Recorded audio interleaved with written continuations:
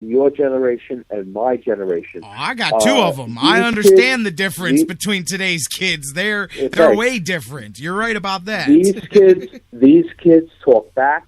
They do. Incessantly whine when they want something and they don't. But when you're get 4 it. years old, we're talking about a 4-year-old child. We're not talking about. But it starts sooner than that. It starts in the diapers. They don't start sassing you at 4 years old to where you gotta put one upside their head though. Come on now, let's be honest here. Come on, Bill.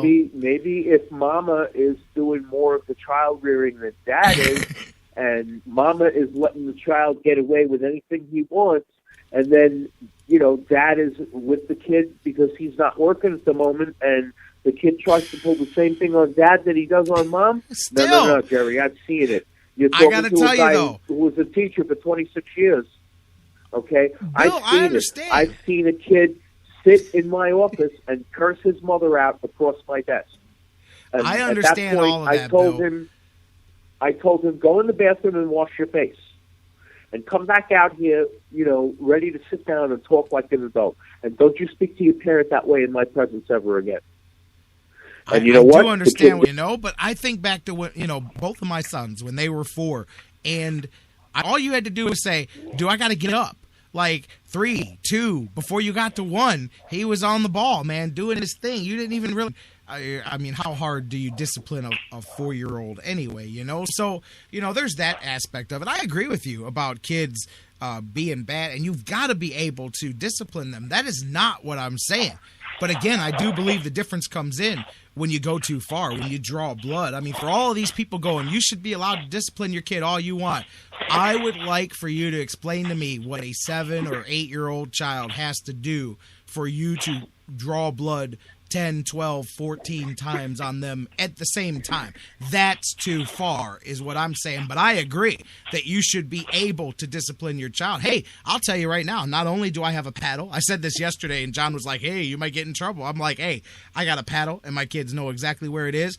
But you know why my kids don't swear? Because the one time that they got caught swearing, I washed their mouth out with soap, legit, and then they never swore again because they did not want to have to deal with that. I think if you do that nowadays, you may get arrested for poisoning your children if you actually told the police that you inserted a bar of soap into their mouth and made them lick on it because they swore. That may put me in jail. But yes, I did it. It was done to me. I never swore again. My parents must have saw the Christmas Story because it worked on Ralphie. It worked on me. It worked on my kids. I'm saying there are certain things that I do agree with, but I do feel from what I've seen that Adrian Peterson went way too far, and he does need some counseling just on better ways to do that without going too far, because I saw the pictures. There is a level of too far, and I do believe that he crossed it, but I don't believe he had malicious intent.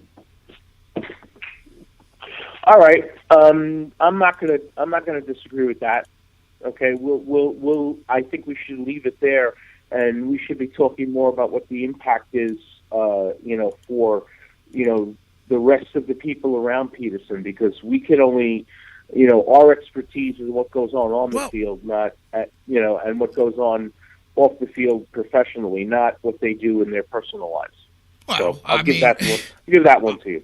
Well, I hear you. That's fine. But unfortunately, when what you do in your personal life crosses over into your professional life, then it does become something that we talk about. That's true. But that's true. Here's my thing. You want to talk about the professional side of it. There's a few days left before this weekend. You've already got one sponsor who pulled out. Whether you agree with the governor getting involved or not, he's made his statement. There's no way, in my opinion, that the Vikings don't fold by the end of this week and re-deactivate him. I could be wrong. Do you think Adrian Peterson plays this weekend? I think it's 60-40 that he does play, because I think at some point, the coach and the general manager are going to say, how much are we going to let, public pressure and the media interfere with our team? It's not just that, though. It's corporate pressure. I know. It's your sponsors, is what I'm saying. I was watching it. I was watching the post game last night when they were talking about it on ESPN. So I know there's a corporate thing here, but I guarantee you that they're not going to be gone for long because that's too much money. It's too much for them to pass up. These hotels make a lot of money off these teams, and for them to back up and say, "Hey, you know what? We're gonna curtail our quote unquote limited endorsement." Okay, that's also putting a hurt on their pocket too, and they know it. So they know that if the Players Association wanted to push this far enough, there would be a lawsuit because they're not allowing due process to be to play itself out.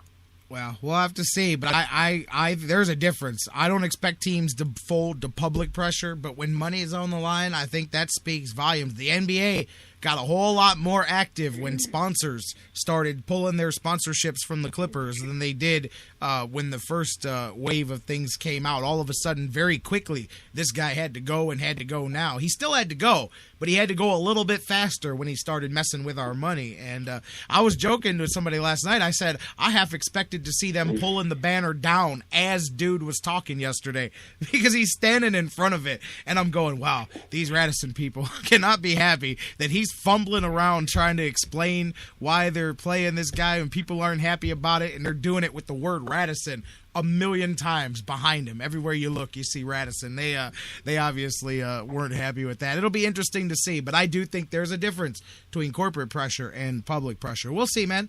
Hey, and there's also a difference between the NBA and the NFL. That's true, too, but I'll tell you what, the NFL's got a whole lot of problems right here. You can say what you want about the NFL. Their circumstances have changed in the last 7 days. And, that's true. I want to point this out. I think the hire that they made yesterday from the New York District Attorney's Office. Yeah, I saw that. The lady lawyer. I think that's going to go a long way to help sort it out and get the policy accepted, and defined. Whether Commissioner Goodell is there 3 months from now or not. And, I'm not saying that he's going to go or has to go, but I think, he's also true. He made some mistakes here, and he knows it.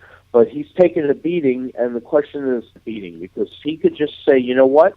I'm going to retire his pay and walk, and you guys could pick another commissioner. And he's certainly not going to miss the money because he's got plenty of money now. Absolutely. Cynthia Hogan was who President Obama's administration going to be the new senior vice president of policy and government affairs and going to help craft the new domestic violence and sexual assault policy for the NFL. So yeah, maybe they can get some good publicity off of that. And also, although I saw NOW came out and said it's a step in the right direction, but it's not enough. They're calling for the head of Roger Goodell there. But another step there for them, and they've definitely just got to begin. Speaking of the whirlwind here, that's getting out of control for the NFL. I noticed that once again, you thought maybe Dan Snyder felt like he was going to be off the hook for a few weeks while everybody else was in the focus. Very quickly, I noticed that they're going after that too. I said, man, there must be the blood in the water. The sharks smell it because they're coming out everywhere. They're taking another run at trying to get the Redskins changed because they figure maybe if they throw some more bad press onto the fire of the bad press that's already going on, maybe they could slip in and get this changed here with the Redskins, as they came out and quoted all the, Ray Rice and Adrian Peterson and Greg Hardy and Ray McDonald and the Redskins. Something's got to be done, and I got a kick out of that because when the blood's in the water, they all come out. There are a lot of things that the NFL needs to deal with, but as you guys know, as far as I'm concerned, the Redskins ain't one of them. Yeah, and not only that, college football is obviously breathing a sigh of relief that they're focusing on the NFL and not the NCAA because let's face it, they have their issues also. I really think that, again, I'm not saying that we can't have we can't get things done the right way, but I don't believe the government's place is governing sports. Okay, I agree. I believe sports should be left up to sports to run itself. The government has too many problems. Why is our government involved in this right now when they allow our southern borders to be open. And hey, J-Rock, I live 3 hours away from the border with Mexico, and I moved here to have a quiet semi-retirement. Okay, not to have to worry about some MS-13 gang member trying to rip my ass to shoot him because he tried to step in my house and did a home invasion. I don't know, man. So, according to some case I saw a couple of weeks ago, you may not even be able to do that because you stand the wrong ground and you can still go to jail. I don't know if you saw that. I don't know if you saw that in Michigan. There was a case not that long ago where a guy shot through the door. He thought he was in danger, and it turned out it was a woman on the other side who needed to use a phone and was drunk, and he thought he was being harassed, and he's doing 15 years in jail because they say he should have just locked the door and left it be. And so, that's sketchy territory, my man. But I know you're a stand your ground guy, Bill. I hear you there, man. Hey, you know what? Whole lot going on, obviously, off the field as much as on the field. I prefer to talk about the on-the-field stuff. So let's end the conversation with this. Did you catch last night's game, by the way, Monday Night Football? Yes, I did. What did you think at the end? At the beginning of the show, I was saying I thought the Colts got hosed twice down the stretch. Now, they definitely did themselves wrong by not just running the ball and going for the field goal there and getting the 2-possession lead. But I thought that was clearly defensive push down and pass interference on the interception. And then there was no horse collar, and they gave them the first down and the 15 yards on a big play.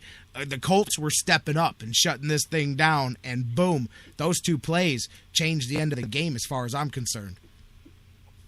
Yeah, I think we have a lot of, room to go still here, with the improvement of the officiating. And, I just want to agree with Vashon, what he just said in the chat room. He's right. It's not up to the NFL to cure society's problems. And, it's really up to society to deal with society's problems. But, going back to what we're talking about, last night's game, I still think we have the ways to go with the officials. I think they're doing a better job. And I think it's better that, now that the head of officiating is connected to all the games on Sunday, is working in the NFL office, and has a screen and is on call for every game to help the replay judge and the referee interpret the rule book.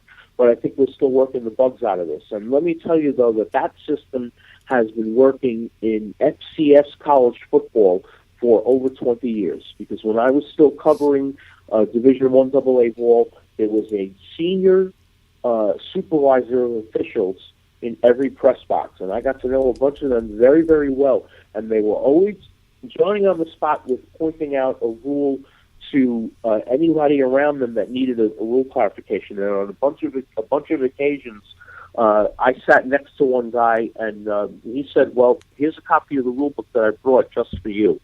So, if there's something that they make a mistake on, look it up." And I'm going to tell you, these guys got it right. So there's something that Division I AA, FCS, and Division II and Division III are doing correctly in college football, but Division 1A, the bowl subdivision, and the NFL are not always doing correctly. I'll tell you what, something else. Let me just ask you, do you think you'll see the day with this? Because I think so. I think I see it coming. Once people get used to each change to replay, then you start looking to tweak it some more. The day's got to come. Remember, in football, baseball, basketball, doesn't matter what it was, you couldn't imagine the day when there was any replay. Everything was called live, and if they missed it, they missed it. There was no replay. There was no chance to fix mistakes. We have evolved as a society and as sports, and you can now replay and you can fix mistakes. The day has got to be coming. And I know it's a treacherous ground because you don't want to throw officials under the bus. But I think the day has got to be coming where, along with your challenge flag, there's a challenge flag for penalty calls. When maybe there's a limit. Maybe I don't know what the system that you come up with is. I don't know if there's a limit of how many times you can do it or what. But I think if we can question whether a ball was fumbled before the guy hit the ground or not, then if I think, and maybe you only have certain penalties, but if I think that there was a blatant miscall on a penalty, you got to think the day may come where you can throw a flag on that and have the league go back and look and see if that penalty was legit or not. and I think it'll happen sooner than later. And